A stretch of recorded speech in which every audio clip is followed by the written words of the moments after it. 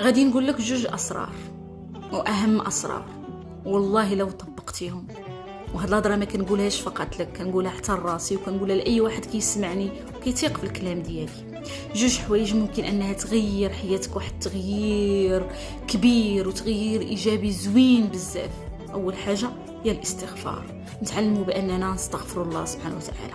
نهارنا كله يبدا بالاستغفار، من اول ما كنحل عيني نستغفر الله سبحانه وتعالى على كل حاجه. انا كل كلمه يمكن ما قلتهاش ما خصهاش تقال، كل نظره انا نظرتها ما نقولش ما نتسناوش حتى نرتكبوا الكبائر باش نستغفروا ونرجعوا الله سبحانه وتعالى. لا، نستغفروا يكون لساننا رطب بالاستغفار بالله سبحانه وتعالى. لا اله الا انت سبحانك اني كنت من الظالمين، لا اله الا انت سبحانك اني كنت من الظالمين.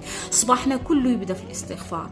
وانا في المطبخ، انا في المنزل، انا في العمل، انا في طريقي للعمل، انا راكب في سيارتي، انا غادي نجيب اطفالي، انا دائما يكون الاستغفار. وفي العشيه وبالضبط ملي توصل المرحله المسائيه ندوزوا لمرحله الامتنان، وهذا هو السر الثاني، الامتنان.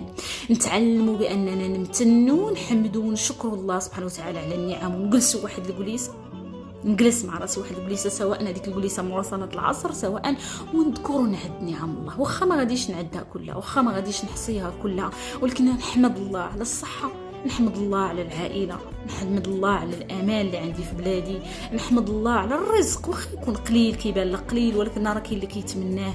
نحمد الله انني كنحمد الله سبحانه وتعالى. نتامل في ذاتي ونتدبر في خلق الله سبحانه وتعالى، ونحمد الله على الحواس وعلى اي حاجه عطاها لي الله سبحانه وتعالى زوينه، ونبدا نشوف الجانب العامر من الكاس في حياتي. حذاري بانكم تشوفوا غير الجانب الخاوي من الكاس في حياتكم. الامتنان قادر بانه يخرجك من دائره الاكتئاب، الامتنان قادر بانه يخرجك من امراض نفسيه خطيره. علاش؟ لانه غيوصلك لواحد المرحله ديال الرضا.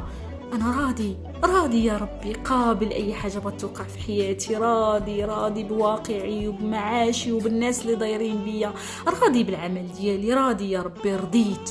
وملي كتوصل لمرحله الرضا كتوصل لواحد المرحله رائعه جدا لاي حاجه، وصل مرحله تسليم، انك سلمتي امرك كله لله سبحانه وتعالى. جوج اسرار قادرين بانه يغيروا حياتك الا قدرتي بانك تطبقهم، قدرتي بانك تلتزم بهم، قدرتي بان النيه ديالك تكون خالصه فيهم لوجه الله سبحانه وتعالى.